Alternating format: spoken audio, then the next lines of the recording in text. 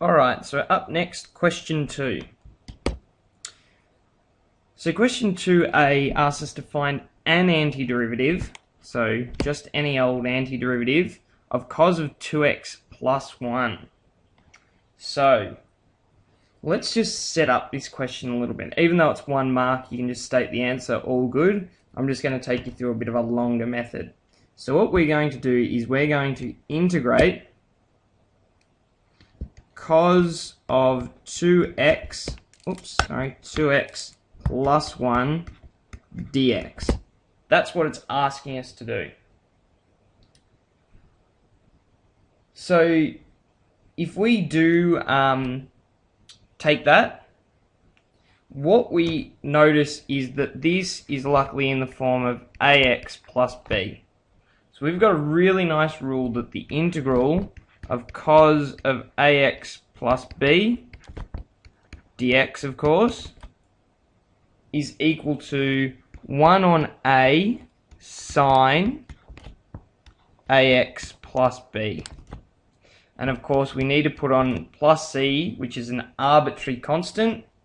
Let me put that in there.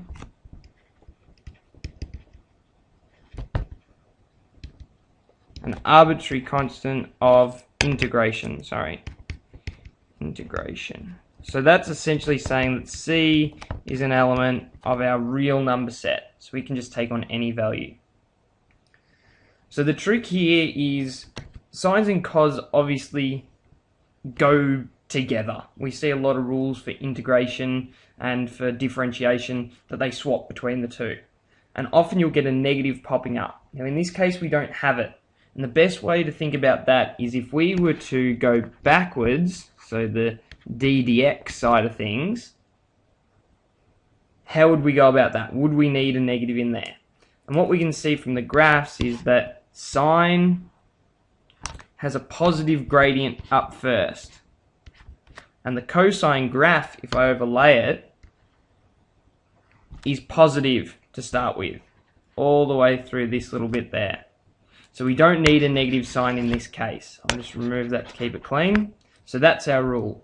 So all we need to do in this case is to go that an antiderivative is just 1 on a, in this case a is 2, so 1 on a sine of our ax plus b, which is just 2x plus 1, and of course we'd put a plus c there, but because it says take an antiderivative, we're lucky and we can just let that be any old number, so 0, and we get that our answer could be just that. Of course, you could have plus 952.7 if you wanted. You could have any old number there, but I'm just going to leave it as 0 to keep it simple. Alright, so for part B, it says find P given that we've got this integral here, and it equals log e of P. So it's kind of been given away for us a little bit in that our answer is going to end up with a bit of a log in there. So if we looked at our data sheet, we'd see that 1 on x, so the integral of 1 on x dx goes to the absolute value of x inside the log. Alright, oops, so I'll just put my equal signs in there.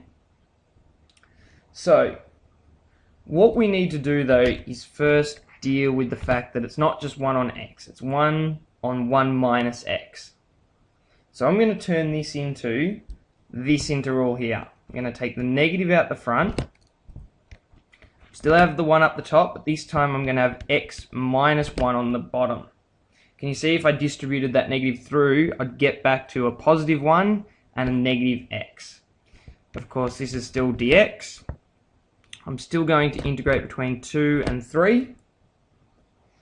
But now I can say that this is the same, or the integration of this becomes negative log e of the absolute value of x minus 1. Alright, so now all we need to do is say that we're going to evaluate this guy between 2 and 3 still. So if we do that, we sub in the 3 first, and we get negative log e, again, of the absolute value of 3 take 1, and then we subtract away from that 2 being subbed in here. So we'd have take, which eventually we're going to realize is a positive value, isn't it? If we take a value, it becomes positive.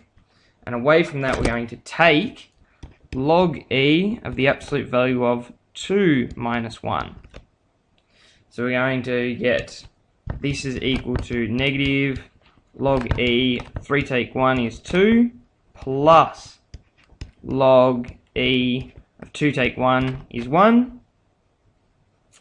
So we know one of our log laws. If I just rearrange this around a little bit, we'd see that that's the same as log e of 1 take log e of 2. Now log law says that if we subtract away a log, we just divide the arguments. We just divide these two numbers here.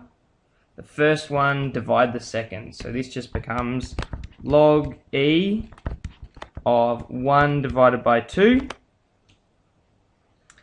And now our question says that we're asked to find p, which is essentially the argument or the bit inside the log.